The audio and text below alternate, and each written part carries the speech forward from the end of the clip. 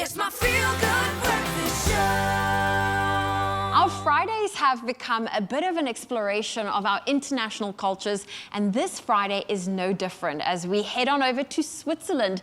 Now, this morning we chat to Judith Leclercq, who lives in Switzerland. Good morning, Judith. Good morning. Did I pronounce your surname correctly? Perfect. Oh, wonderful. Now, I know Switzerland's very big. Where in Switzerland are you at the moment? So I'm actually currently based in Geneva. Okay. But Geneva is the French side of Switzerland. Oh, beautiful. You know what? Geneva's on my bucket list. One of my best friends grew up in Geneva and she's now here in Cape Town. But the question I want to know from you is, how did you come across Expresso? Facebook. I am pretty active on Facebook because it's a good way to, keep in touch with and connected to people. And that's where I found Expresso live. So I listen to you guys in the morning. Oh, that's amazing. And is there anything in particular that's a favorite of yours that we do on the show?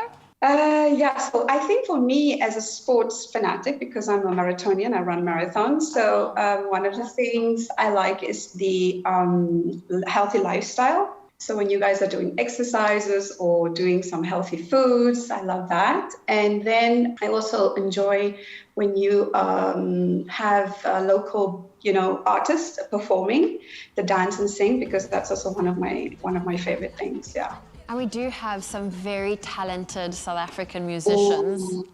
Judith, have you ever been to South Africa? Well, I have a surprise for you, actually. I'm originally from Cape Town. Okay.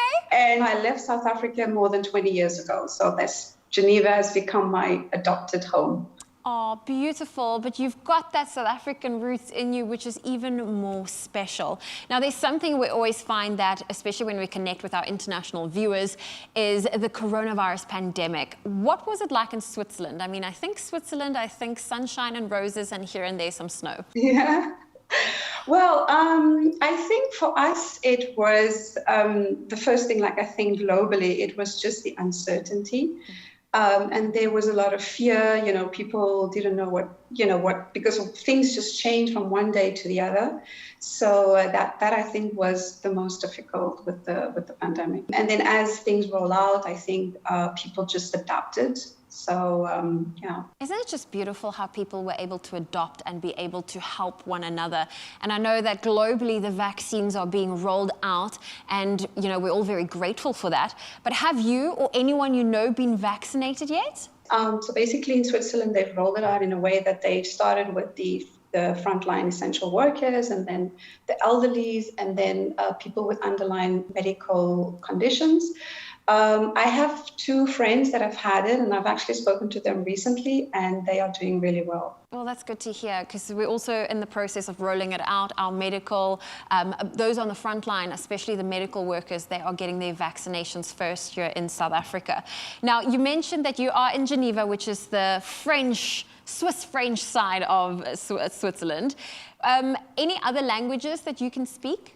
So I speak English, French, Afrikaans. No, I'm joking. That's not Swiss. Ek het nou amper vir jou getoet. Excuse toch? Ek het nou amper vir jou getoet. Well, it's not a Swiss language, so we're not going to do it. No, we don't have to.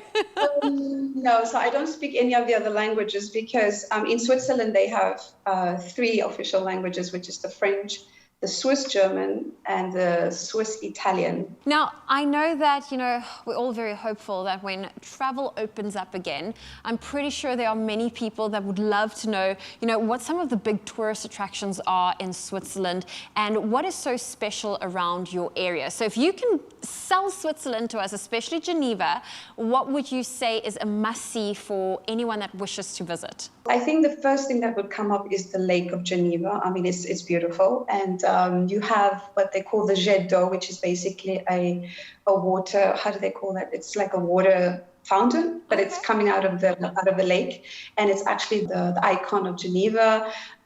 We have beautiful gardens. There's the Jardin d'Anglais, the botanical gardens. The old town is just beautiful because we have a lot of old churches, cathedrals. And then there's the United Nations, because Geneva is the headquarters for the United Nations, which is where I work.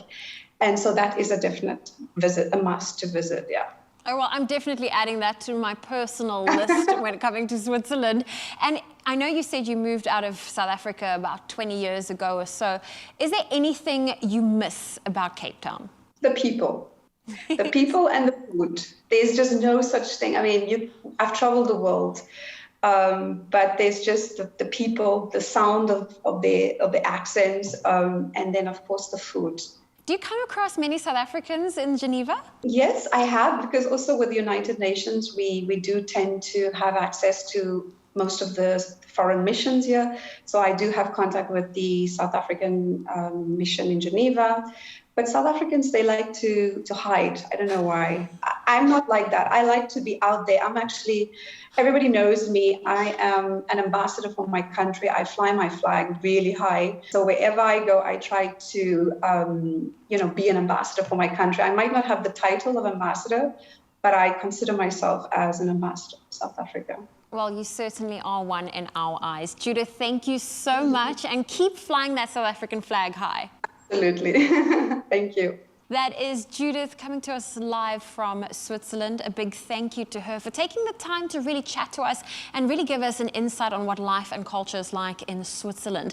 Now, thank you for tuning in and starting your day with us as well. And you certainly will have to come and pay us a visit again the next time you are in South Africa. Will do.